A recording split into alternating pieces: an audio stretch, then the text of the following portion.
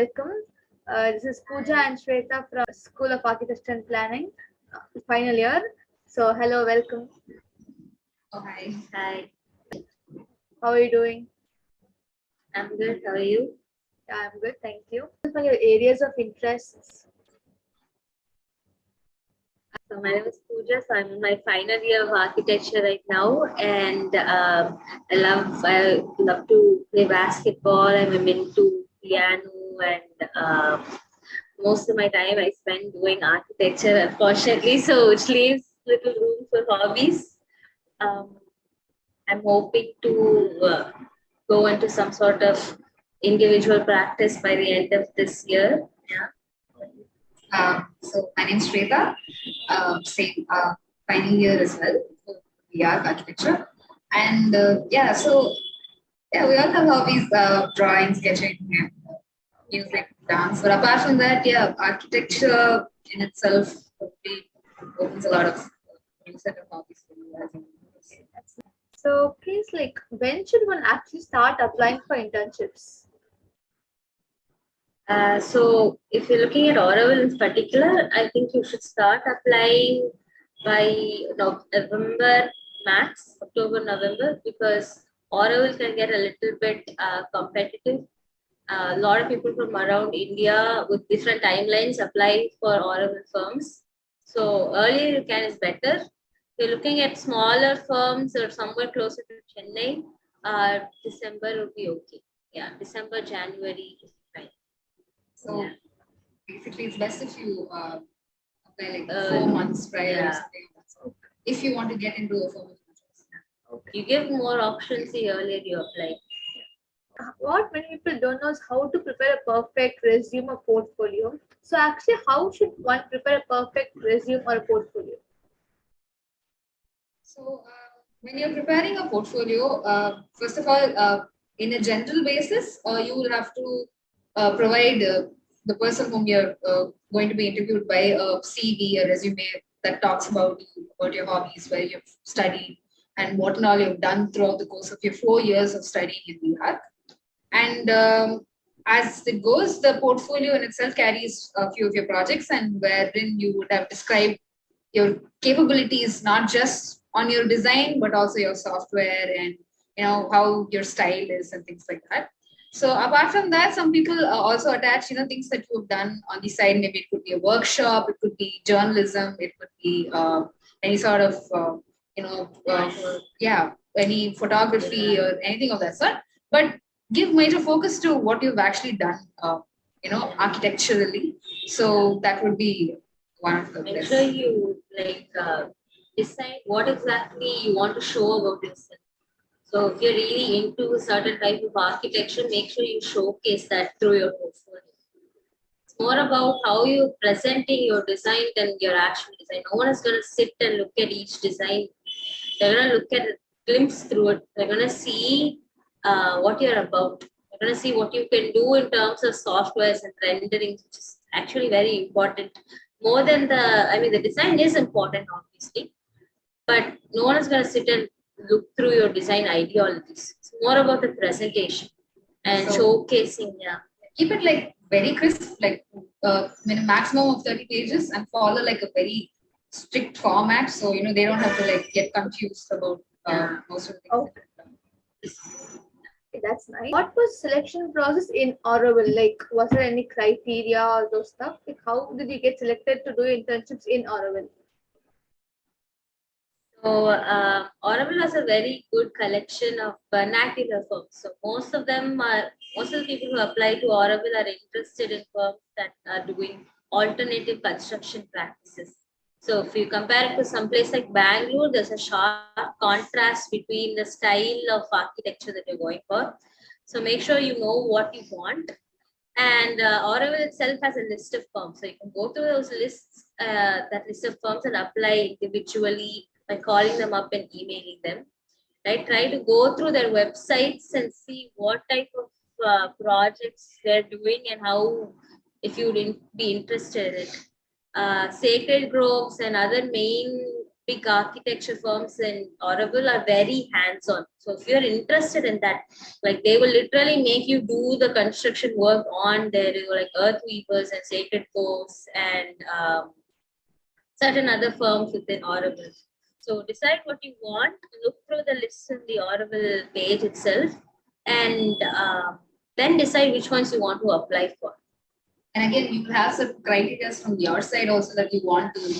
For example, if you want to be very involved on site work, you can go for. You have to look into firms that necessarily provide you with that. There are some firms which have certain number of projects that they deal with in and out of the state. So things like this and all, you need to talk to the firm and figure those beforehand before you commit to them. That is very useful. Like, what is your experience as interns? Like your experience as after doing the internships? Auroville is such a fun place. I think it's a really worthwhile experience to have during your internship. Especially when you go with a friend, you have a lot of fun. It's a very nice community. They always have all of these events going on. We go to some random events every week, like whether it be music or art. It's a very interesting experience, and I don't think you could get if you would do your internship in Chennai or Bangalore.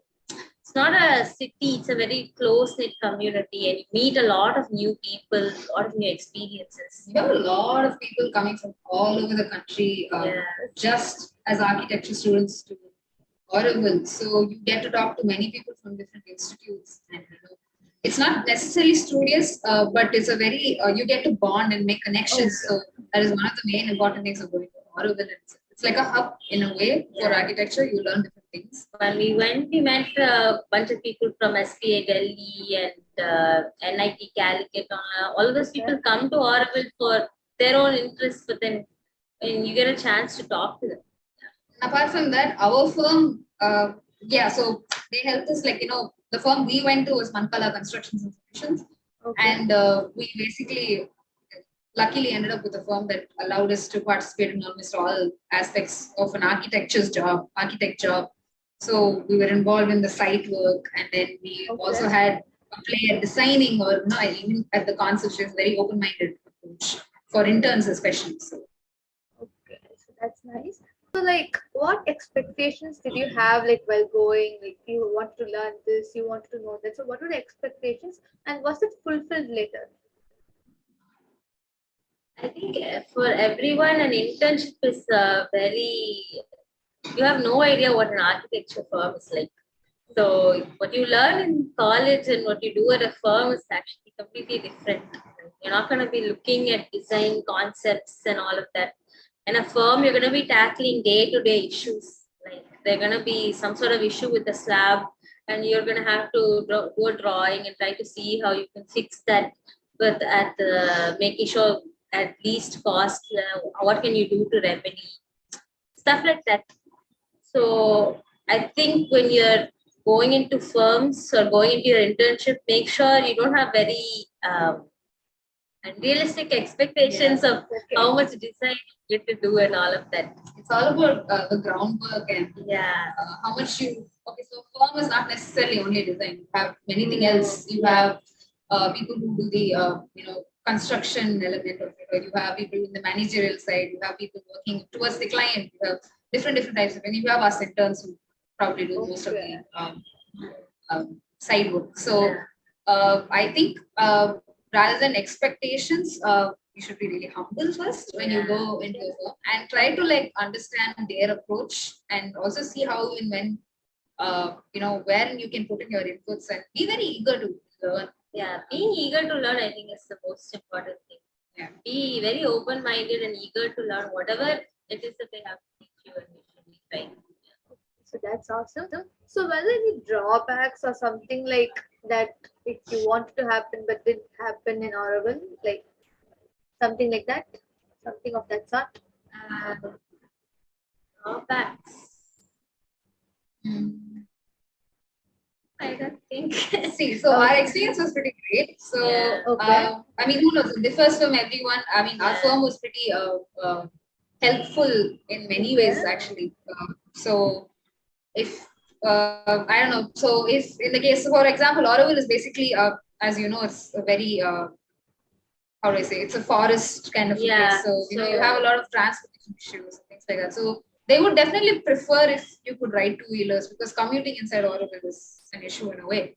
So things like this could probably drawbacks and all that, but you know what, they come along with its own positives. So if you're able to tackle that, then you have to be kind of, I guess, Auroville, you live in a forest, so a lot of the basic amenities that you would have in the city will be there, but the comfort level will be a lot less. So I guess that would be something you should be warned about.